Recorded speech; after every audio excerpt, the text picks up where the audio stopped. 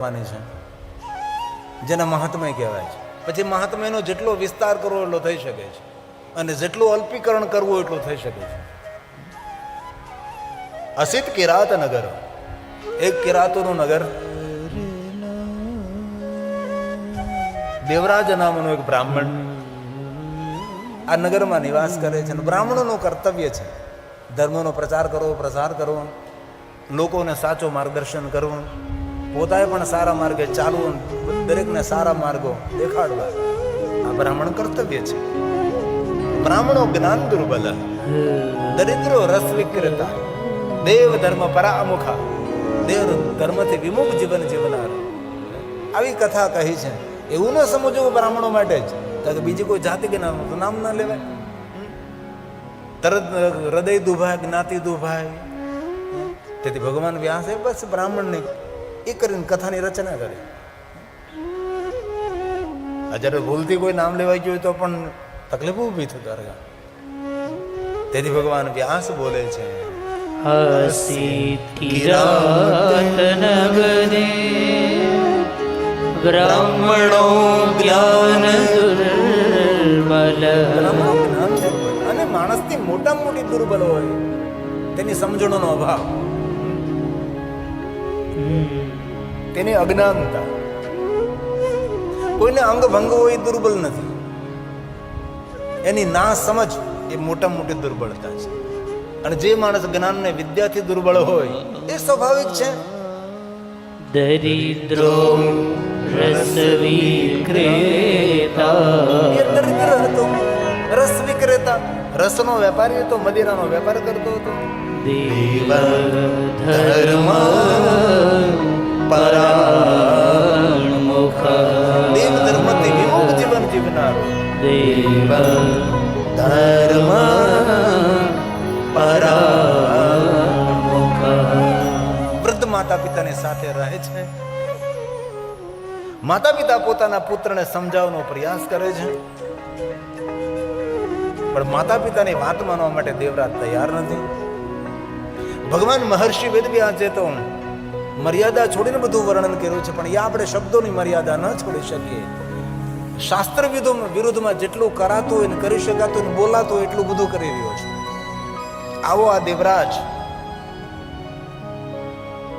પણ વૃદ્ધ માતા પિતા મહાદેવના પરમ ભક્ત છે, ભગવાન શિવજીની ભક્તિમાં રત રહે છે. પણ વિશેષતા એ છે કે ભગવાનને કોઈ ફરિયાદ નથી કરી, અને આપણે તો ફરિયાદ સિવાય બીજું કઈ કરતા નથી. ભગવાનને કોઈ કહ્યું નથી કે ભગવાન આપે અમને દીકરો આવો આપ્યો, મદિરા પાન કરનારો, જુગાર ખેલનારો, અભક્ષનું ભક્ષણ કરનારો. ભગવાનને બસ એટલું કહે છે, અમારા કોઈ જન્મનો કોઈ અમારું કોઈ કુકર્મ હશે એનું ફળ આ મળ્યું છે. ભગવાનને ફરિયાદ નથી કરી. અને આપણે સૌ ભગવાનને ફરિયાદ કરીએ છીએ, યાદ નથી કરતા. આ વૃદ્ધ માતા પિતા પાસે શીખવાનું છે કે એટલો દીકરો દુરાચારી છે, એટલો દુષ્ટ દીકરો છે, પાપાચાર કરનારો છે, શાસ્ત્ર વિરુદ્ધમાં જીવન જીવનારો છે, છતાં ભગવાનને કોઈ ફરિયાદ ન કરે. અને ભગવાનને ઉપરથી એમ કહે કે ભગવાન અમારા કોઈ જન્મનું કોઈ એવું કોઈ કર્મ હશે, પાપ કર્મ અમે કર્યું હશે, અને ફલ સ્વરૂપે અમે ભોગવી રહ્યા છે. પણ માતા પિતા છે, જરૂર પુત્રની ચિંતા થાય છે.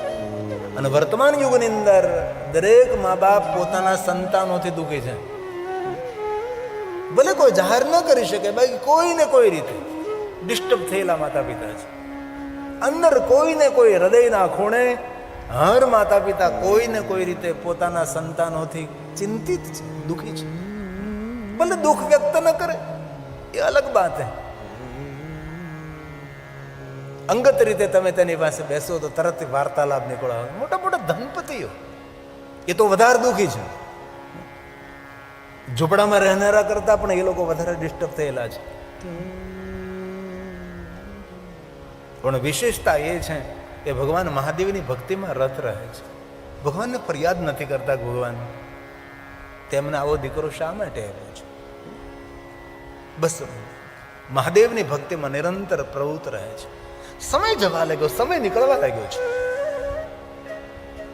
પુત્રને જરૂર સમજાવવાનો પ્રયાસ કરે છે કે બેટા આ તું જે કરી રહ્યો છે ને દુઃખનો માર્ગ છે, પતનનો માર્ગ છે. મદિરાપાની પતનનો માર્ગ છે, જુગાર રમવો પતનનો માર્ગ છે, અભક્ષનું ભક્ષણ કરવું પતનનો માર્ગ છે. કોઈ પણ પ્રકારનું વ્યસન તમને કોરી ખાય છે.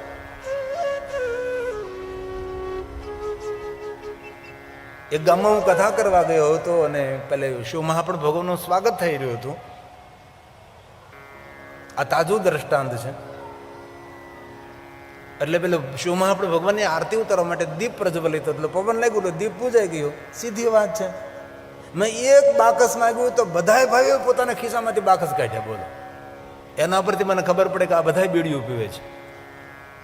કારણ કે બાકસ ક્યારે હવના ખીચામાં હોય ત્યારે જ હોય ને.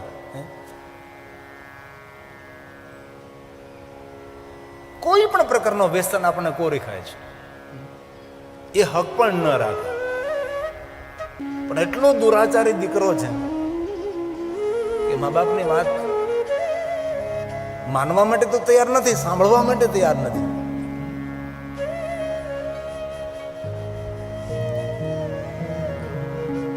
ચિંતામાં સમય વ્યતીત થતો રહે છે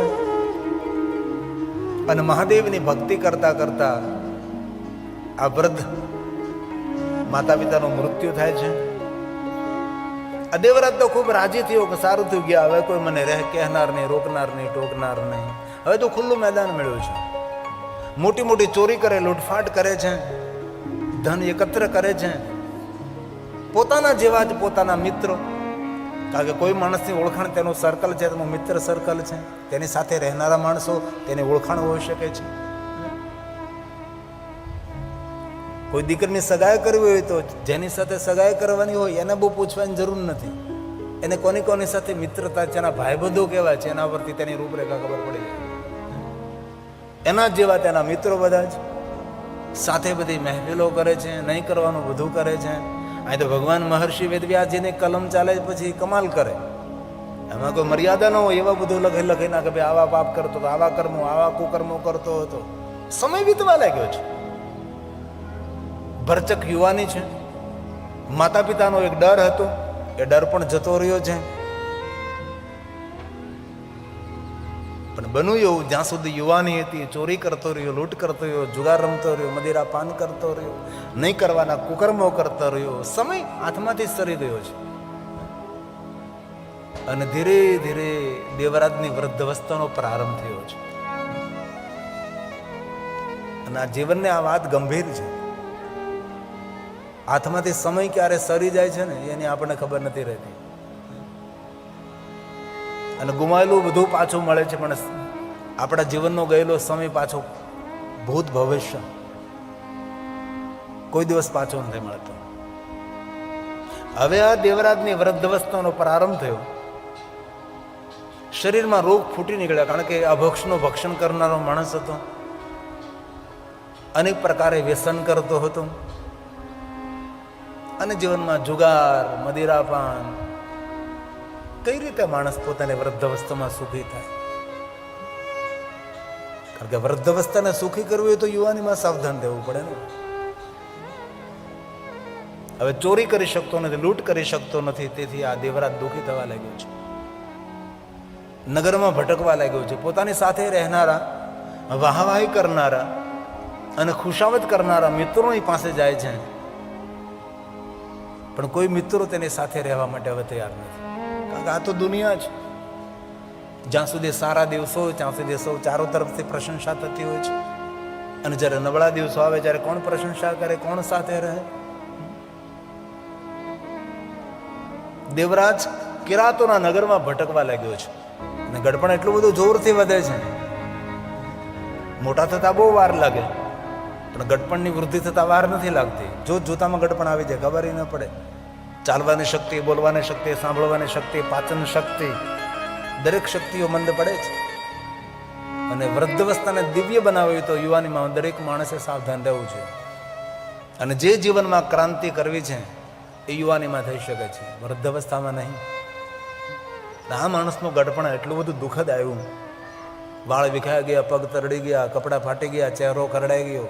એ ગાંડો એક પાગલ માણસ હોય તેવી રીતે આ નગરમાં ફરી રહ્યો છે. નથી ઘરમાં ખાવા માટે, નથી કપડાં પહેરવા માટે, દુઃખી છે. લોકોને દ્વારા ભટકે છે, ભાઈ મને ખાવાનું આપો ને. અરે ભોજનની ક્યાં વાત કરો, કોઈ આવકાર આપવા માટે તૈયાર નથી. દુઃખી થયો દેવરાજ. શા માટે દુઃખી થયો? કારણ કે યુવાનીમાં સાવધાની નહીં રાખી. અને દરેક યુવાને પોતાની યુવાનીનો સમય ગુમાવવો નહીં જોઈએ. એક પલ મૂલ્યવાન હોય છે યુવાનીની અંદર, અને બહુ સમય ઓછો હોય છે યુવાનીનો, અને ઓછા સમયમાં ઘણું બધું કરવાનું હોય છે. પરિવારને સંભાળવાનો, પરિવાર ઊભો કરવાનો, એ પરિવારને ઠેકાણે પાડવાનો, ત્યાં ઠેકાણે માણસ પડી જતો હોય છે. દુઃખી થયો દેવરાજ. નગરમાં ભટકે છે. હવે શું કરું? નગરમાં લોકો અપમાનિત કરે છે, ધૂતકારે છે, આ તો ચોર છે. નહીં બોલવા જેવા શબ્દો ગામના લોકો બોલે છે. કારણ કે દેવરાજ પાસે નથી પ્રતિષ્ઠા, નથી પૈસા. અને જીવનમાં આ વાતને ખૂબ યાદ રાખવી. પૈસા ભલે ઓછા હોય, પણ પ્રતિષ્ઠા તો હોવી જ જોઈએ. અને પ્રતિષ્ઠા કોને મળે? જેના જીવનમાં નિષ્ઠા હોય. નિષ્ઠાવાન માણસો પ્રતિષ્ઠા મેળવી શકે. ધર્મનિષ્ઠ હોય, કર્મનિષ્ઠ હોય અને નિષ્ઠાવાન હોય, એને સમાજમાં પ્રતિષ્ઠા મળે છે. ભલે પૈસા થોડા ઓછા હોય, વાંધો નથી, પણ સમાજમાં આપણો મોભો હોવો જોઈએ. આપણા સમાજમાં આપણું વજન હોવું જોઈએ. શરીરનું વજન ભલે ઓછું હોય, પણ સમાજમાં વજન હોવું જોઈએ. આમ 5 માણસો બેઠે ને તમારો પ્રવેશ થાય એટલે 5 માણસો ઊભા થાય, એમ કે નહીં ભાઈ અહીંયા બેસો. આને જીવન કહેવાય. આપણે તો 5 માણસો બેઠા ને જાય ખરા, ઊભા થાય, ઊભા થઈને વૈયા જાય કે આ ક્યાં આવી પડ્યો અત્યારે. આને જીવન કહેવાય છે. આ દેવરાજે નહીં પ્રતિષ્ઠા મેળવી, નહીં પૈસા મેળવ્યા, અને વૃદ્ધ અવસ્થાના ઉંમરે આવીને ઉભો રહ્યો. હાથમાં કાંઈ ન રહ્યું. અને જાજે ભાગે માણસોની હાલત આ થાય છે. અને પછી વૃદ્ધ અવસ્થામાં રોવાના મજૂરો નથી મળતા. જીવનના દરેક કામો કરવાના મજદૂર મળે છે, દાડિયા મળે છે, દપડિયા મળે છે, પણ વૃદ્ધાવસ્થામાં જે દુઃખી થાય રોવાના મજદૂર નથી મળતા. તેથી વૃદ્ધાવસ્થા દુઃખદાયક હોય છે. અને વૃદ્ધાવસ્થાને દિવ્ય બનાવ્યું હોય તો દરેક યુવાને પોતાના યુવાનીમાં સાવધાન રહેવું જોઈએ. ગપ્પા મારીને વ્યર્થ સમય ન ગુમાવાય. બેઠા સમયનો વ્યય ન કરાય. વ્યર્થ વિચારો કરી અને માનસિકતાને ખરાબ ન કરાય. વ્યર્થ ચિત્રો જોઈને જીવનને બરબાદ ન કરાય. જીવનને ગંભીરતાથી જોવાની જરૂર છે. અને લગભગ સમાજની અંદર જોઈએ, લગભગ આજનો યુવાન બહુ જ ઓછો યુવાન પોતાના જીવન પ્રત્યે સતર્ક છે અને સાવધાન છે. બાકી દરેક યુવાન ધ્યાન જ નથી, તેનું ખબર જ નથી. આ દેવરાજની કથા જીવનને એક શ્રેષ્ઠ પ્રેરણા પણ છે. અંતે આ દેવરાજ કિરાતનું નગર છોડી અને જવા લાગે છે. ક્યાં જવું તે કાંઈ નક્કી નથી, બસ જવા લાગ્યો, ચાલવા લાગ્યો. શરીરમાં રોગની પીડા છે, ભૂખની પીડા છે, માનસિકતા અસ્તવ્યસ્ત છે, કારણ કે વૃદ્ધ અવસ્થા છે, નિર્ણય શક્તિ ખતમ થઈ જાય છે. બુઢાપો બહુ ભયંકર હોય છે. જેને આવ્યો છે તેને ખબર હોય છે. નિર્ણય શક્તિ ન રહે, પાચન શક્તિ ન રહે, ચાલવાની શક્તિ ન રહે, સ્મરણ શક્તિ ન રહે, સમજ શક્તિ ન રહે, યાદ શક્તિ ન રહે, અને વૃદ્ધ અવસ્થા બુઢાપો કહેવાય છે. ભજ ગોવિંદમ મૂઢમતી તો ભજ ગોવિંદમ. તેથી વૃદ્ધ અવસ્થા કોઈ સામાન્ય વસ્તુ નથી. વૃદ્ધ અવસ્થા અતિ ભયાનક છે. આદિ જગતગુરુ શંકરાચાર્ય મહારાજના આ શબ્દો છે. તેથી સાવધાની જીવનની, સાવધાની.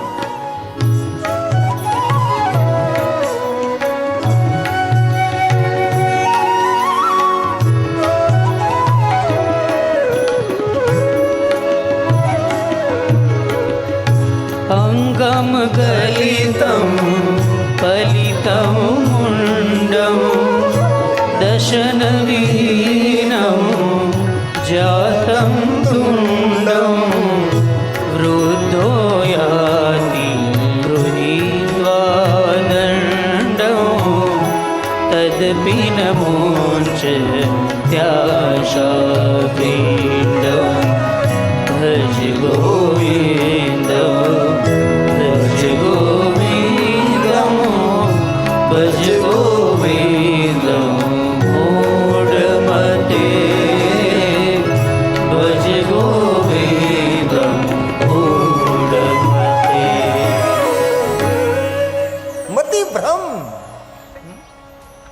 કેટલા વડીલો કહે હા યાદ નથી રહેતું, કઈ સમજણ નથી પડતી. આ છે વૃદ્ધ અવસ્થા. માર્ગમાં ચાલતો ચાલતો જાય, ક્યાં જાવું કોઈ નિર્ણય નથી, બસ ચાલવા લાગ્યો છે. ભૂખ છે, દુઃખ છે, જર્જરિત શરીર છે, બુઢાપો છે, ચાલી શકતો નથી. પોતાનું ગામ છોડીને જવા લાગ્યો છે. માર્ગમાં જતો તો સુંદર એક દ્વાર જોયું. કોઈને પૂછવા લાગ્યો ભાઈ આ દ્વાર ક્યાં ગામનું? કોઈ કહ્યું કે ભાઈ વૃદ્ધ આ પ્રતિષ્ઠાનપુર નામના નગરનું દ્વાર છે.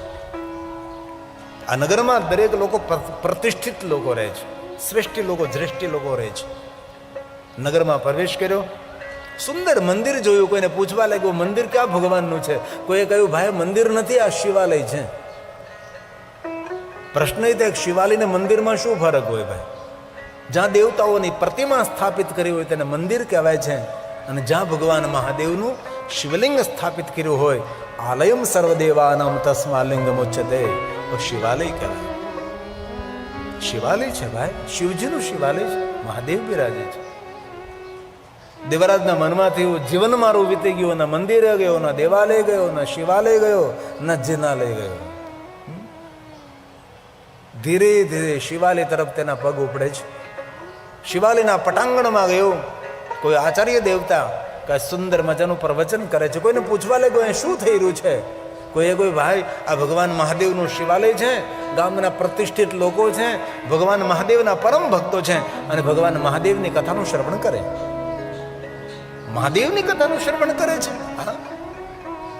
દેવરાજને થયું કે જીવન મારું પૂરું થઈ ગયું છે, ન દેવાલય શિવાલય, ન કથા સાંભળે, ન કીર્તન સાંભળે.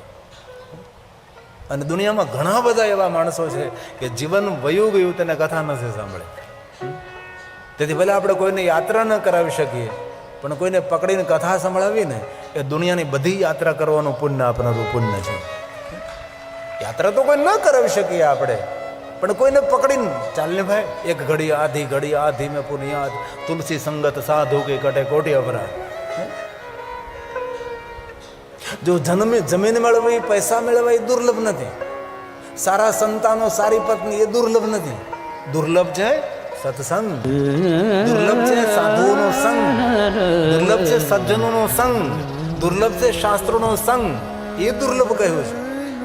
ધન સંપત્તિ, સોના ચાંદી, હીરા મોતી, જમીન જાગીર, પદ પદવી એ દુર્લભ નથી. એ દુર્લભ નહીં. દુર્લભ આજે આપણે 3 કલાક બેસીએ એ આપણા માટે દુર્લભ છે, એ આપણા માટે શ્રેષ્ઠ છે. એવું નથી કહેતો, તુલસી કહે છે સંત સમાગમ હરી કથા, તુલસી દુર્લભ. તુલસી એમ કેમ ન કહ્યું ભાઈ? જમીન જાગીર દુર્લભ હોય, ધન સંપત્તિ દુર્લભ હોય, સોના ચાંદી હીરા મોતી દુર્લભ હોય. નહીં, એ સબ દુર્લભ નથી. જે આપણને અવસર મળ્યો છે એ આપણા માટે દુર્લભ છે. અને અંતરિયાળ ગામડું, હાવ ગામડું ગામ, અને વાગડ વિસ્તાર, ચારે બાજુથી સુંદર પવન આવે, એ પાછો ગરમ ગરમ. અને વાગડ વિસ્તારમાં અને વગડામાં આપણને કથાનો લાભ અપાયો એ રાઠોડ પરિવાર દિનેશભાઈ. ભલે બહાર ધોમ ધકતો તડકો છે, પણ કથા તો ઠંડક આપનારી છે, કથા તો શીતળતા આપનારી છે, કથા તો શાંતિ આપનારી છે. કોઈ આપણને પૂછે કથા શું આપે? શાંકરો પરમામ કથામ, કથા શાંતિનું દાન કરે છે, અને શાંતિ વેચાતી ન મળે. તેથી આપણા માટે દુર્લભ સોના ચાંદી હીરા મોતી પદ પદવી જમીન જાગીર એ દુર્લભ નથી. તુલસી એમ કહે છે કે જો કોઈ વસ્તુ દુર્લભ હોય, સંત સમાગમ હરી કથા, તુલસી દુર્લભ હો, સુતદારા અરુ લક્ષ્મી, પાપી के घर भी हो,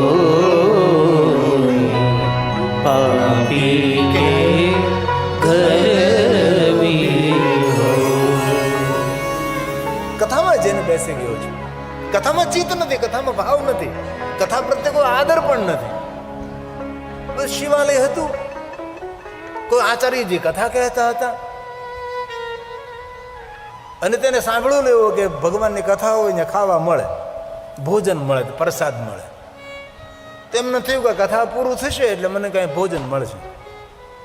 કોઈ પણ હેતુથી કથામાં આવ્યું છે, હેતુ ગમે તે હોય, પણ કથામાં તેનો મંગલ પ્રવેશ થયો અને દેવરાજ કથામાં બેસી ગયો. વૃદ્ધ શરીર છે, રોગથી ખરડાયેલો છે, કારણ કે માંસાહારી વ્યક્તિ, વ્યસન કરનારો માણસ એ ખોખલો હોય છે.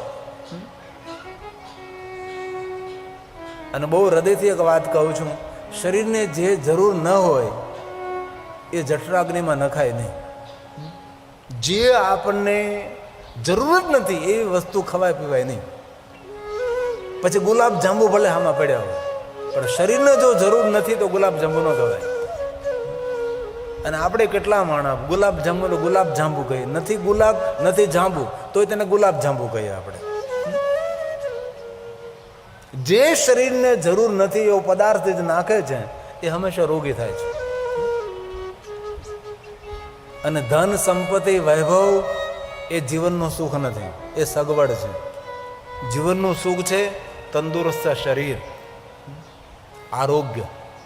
અને બહુ એક દિલથી વાત કહું છું, સાધુ છું. આરોગ્યને જોખમમાં મેળવી, આરોગ્યને જોખમમાં મૂકીને કોઈ દી ધન સંપત્તિ મેળવવી નહીં. બહુ હૃદયની મારી પ્રાર્થના છે. આપણા આરોગ્યને જોખમમાં મૂકી અને સંપત્તિ મેળવવાની દોટ ન મૂકવી. ઘણાએ પોતાના આરોગ્યને જોખમમાં મૂક્યું છે અને સંપત્તિ મેળવી છે. એ સંપત્તિ એ લોકો ભોગવી શકતા નથી. આપણું શ્રેષ્ઠ કોઈ ધન હોય તો આપણું આરોગ્ય છે. અને જીવન જીવવાનું સાધન ધન સંપત્તિ વૈભવ નથી.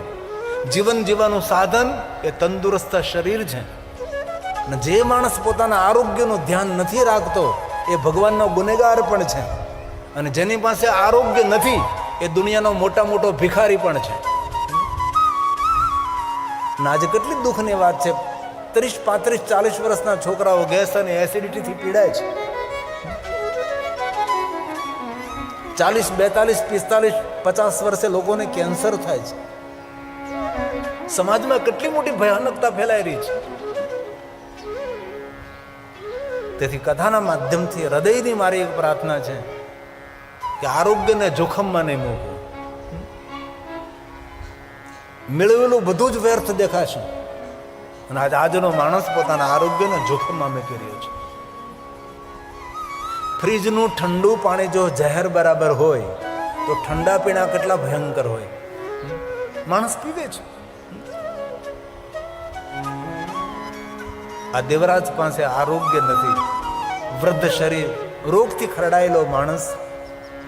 કથામાં ચિત્ત નથી, કથામાં ધ્યાન નથી. ભક્તિ કરવા માટે પણ મનની સુમન હોવું જોઈએ, શ્રેષ્ઠ મન હોવું જોઈએ, તો ભગવાનમાં મન આપણું લાગે.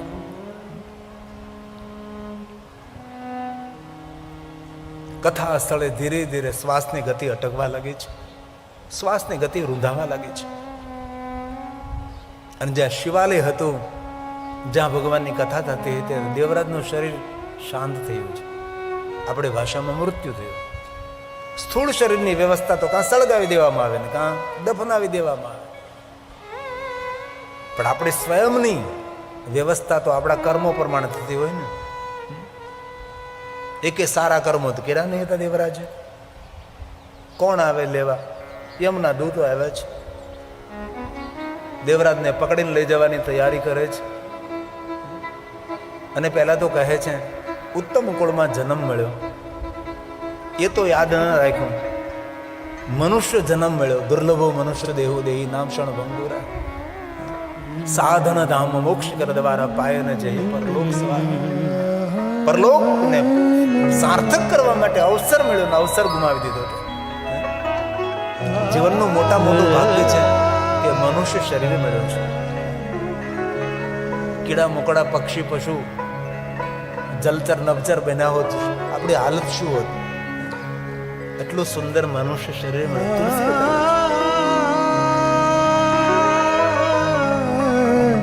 બડે ગણના ક્યાં માનો?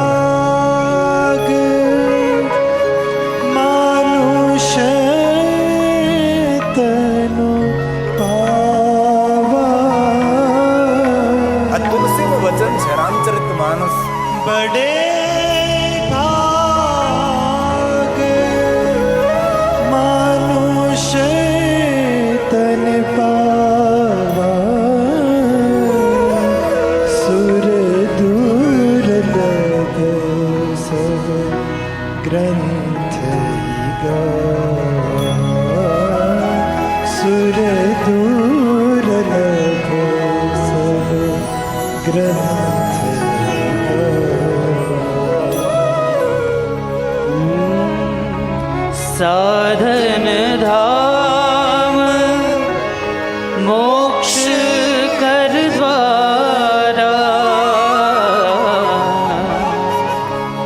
સાધન ધામ મોક્ષ કર દ્વારા પાઈ ન જેહી પરલોક સવારા પાઈ ન જેહી પરલોક સવારા.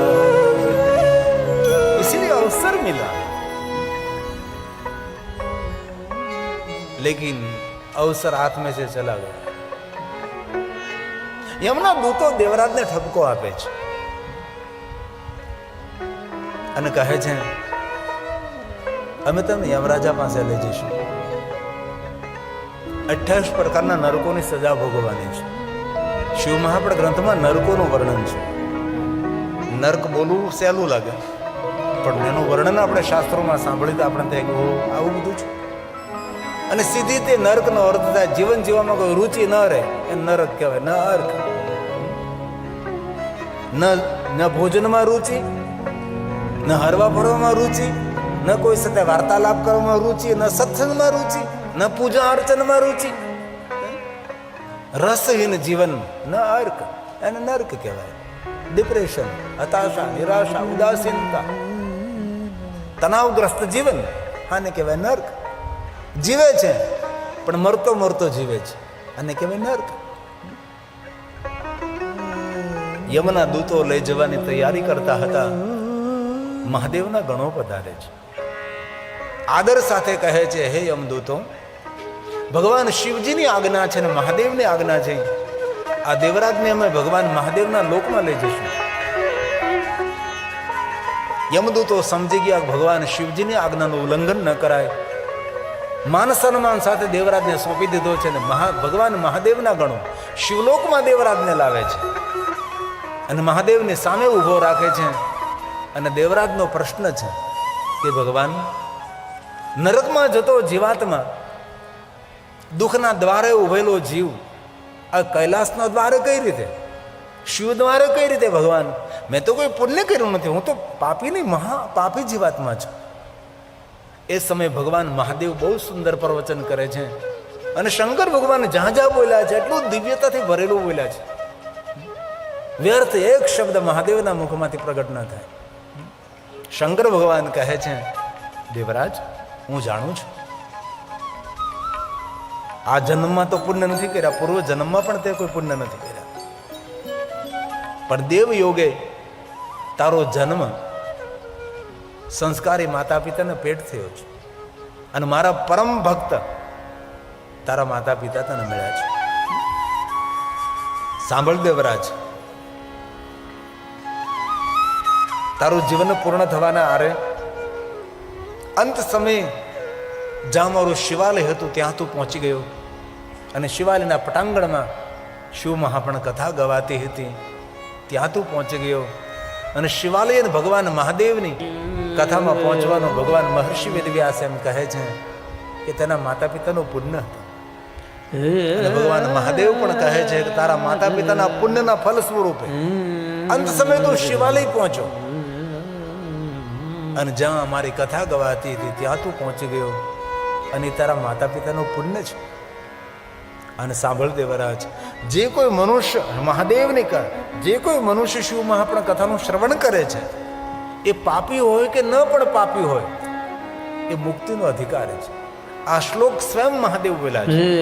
શંકર ભગવાન સ્વયં દેવરાજને કહે છે કે દેવરાજ સાંભળ, ધન્ય શિવ પુરાણસ્ય કથા પરમ પાવની. જગતને પાવન કરનારી, મનુષ્ય માત્રને ધન્ય કરનારી, શ્રવણ કરવા માત્ર તે મનુષ્ય મુક્તિને પ્રાપ્ત થાય. યસ્ય શ્રવણ માત્રેણ પાપેયાનપી મુક્તિ.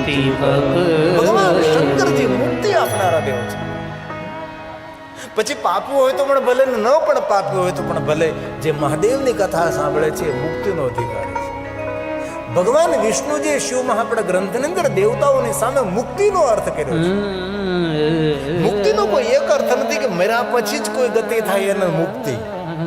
ભગવાન વિષ્ણુજી દેવતાઓને કહે છે કે દેવતાઓ, મુક્તિનો અર્થ છે સ્વતંત્રતા, પરાધીનતા નહીં, પરતંત્રતા નહીં, બંધન નહીં.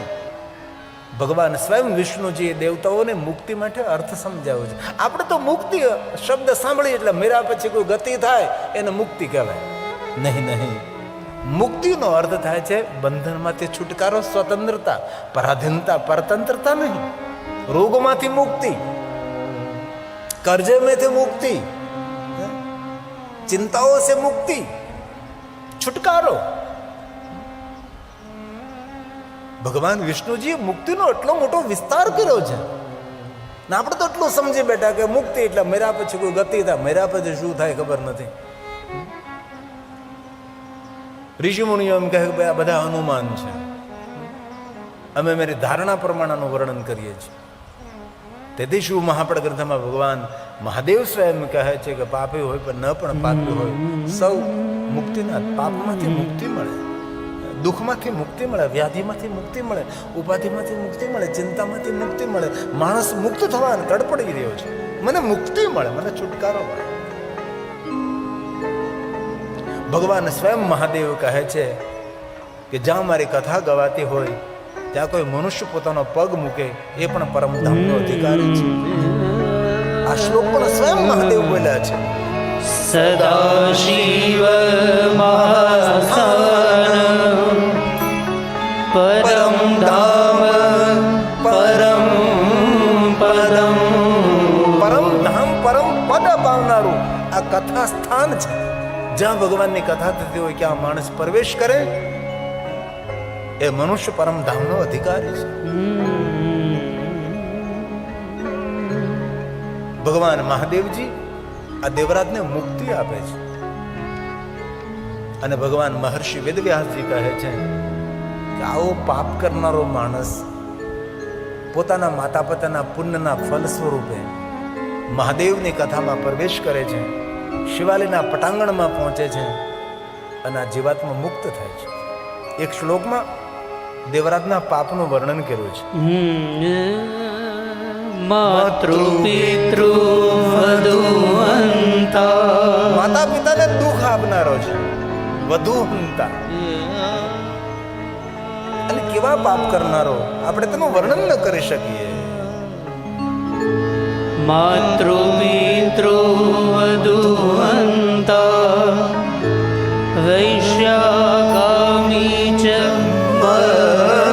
મદિરાપાન કરનારો કોણ? દેવરાજો દ્વિજસ્તત્ર ગત્વા મુક્તો ભવક્ષણા, ગત્વા મુક્તો ભવક્ષણા. પાપી માણસ અજાણતા, ભાવહીન જો ભગવાનની કથાનું શ્રવણ કરતો હોય અને એ પાપી જીવાતમાં જો મુક્ત થઈ જતો હોય તો આપણે ક્યાં દેવરાજ જેટલા પાપો કર્યા છે. અને ભગવાનની કથામાં ભગવાનના નામમાં તો અદ્ભુત શક્તિ છે. ભાવ કભાવ અલખ આલસ નામ જપત મંગલ દિશી દસ. ભાવથી કુભાવથી આળસથી પ્રમાદથી જે ઈશ્વરનું ભજન કરે છે 10 દિશા તેનું મંગલ કરે. દિશા 4 નહીં, દિશા 8 નહીં, દિશા 10. 10 દિશાઓ જેનો મંગલ કરતી હોય એનો ભલા અમંગળ કોણ કરી શકે છે? એવું નથી કીધું ભાવથી કુભાવથી, પણ રામ રામ નહીં, મરા મરા ઉલટા નામ જપે જગજાના વાલ્મીકી બ્રહ્મ સમાન. 10 દિશા મંગલ કરે છે. ભાવ કભાવ અલખ આલસ, ભાવ કભાવ અલખ આલસ, નામ જપત મંગલ દિશી દશ, નામ જપત મંગલ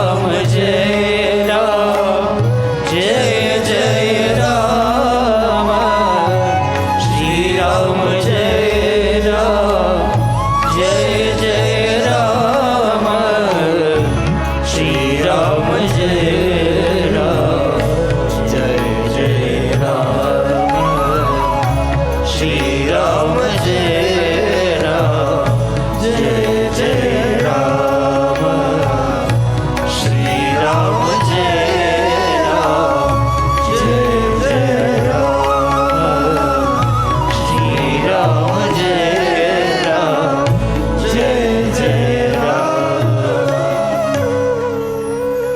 સુત પુરાણજી પ્રયાગ તીર્થમાં કહે છે, હે મહાત્માઓ, દેવરાજ નામનો જીવાત્મા પરમ ગતિને પ્રાપ્ત થાય છે. મહાત્માઓ કહે છે, અરે સુત પુરાણજી, કૃતાર્થોમ કૃતાર્થોમ. આવા પાપી જીવાત્માઓ અજાણતા ભગવાન મહાદેવની કથાનું શ્રવણ કરવા માત્રથી જો મુક્તિને પ્રાપ્ત થતા હોય તો ભગવાન આ કથાનો મહિમા કેટલો છે. સર્વ મહાત્માઓ સુત પુરાણને કહેવા લાગ્યા, હે સુત પુરાણજી, સૂત સૂત મહાભાગ હે મહાભાગ્યવાન સુત પુરાણજી, સર્વજ્ઞોસી મહામતે. હે સુત પુરાણજી, તમે દરેક વસ્તુને જાણનારા છો. આ સુંદર મહાત્મય કથાનું શ્રવણ કરતા અમે કૃતાર્થ થયા છે. આ કથા સાંભળતા અમને ઘણી બધી પ્રેરણાઓ મળે છે. કથામાં કોઈ નવી પ્રેરણા મળે, કોઈ નવી દિશા મળે, કોઈ નવો સંદેશ મળે, કોઈ નવી દ્રષ્ટિ મળે. ત્વત્ પ્રસાદા કૃતાર્થોહમ કૃતાર્થોહમ પુનઃ પુનઃ કૃતાર્થોહમ પુનઃ પુનઃ પુનઃ ફરી ફરી આવી સુંદર સુંદર કથા સંભળાવવાનો પ્રયાસ કરો. સુત પુરાણજી, તમે ધન્ય છો. અમે આજ કથા સાંભળી છે, અમને એવું લાગે છે અમે પણ ધન્ય છે. અને ભગવાનની કથા તો ધન્ય કરનારી છે જ. કેટલી સુંદર વાત કરી. કથા કહેનાર આપ તો ધન્ય છો, અમે સાંભળી રહ્યા છીએ, અમે પણ ધન્ય. અને ભગવાનની કથા તો જગતને ધન્ય કરનારી છે. ધન્ય ધન્ય કથા શંભો. મહાદેવ, તમારી કથા ધન્ય છે.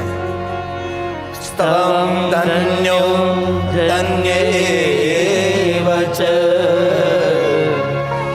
યદા કર્ણેન માત્રેણ. જે કોઈ સાંભળે છે શિવલોકં વ્રજેન શિવલોકં વ્રજેન. જે કોઈ કથા સાંભળે છે એ મહાદેવના લોકના અધિકારી.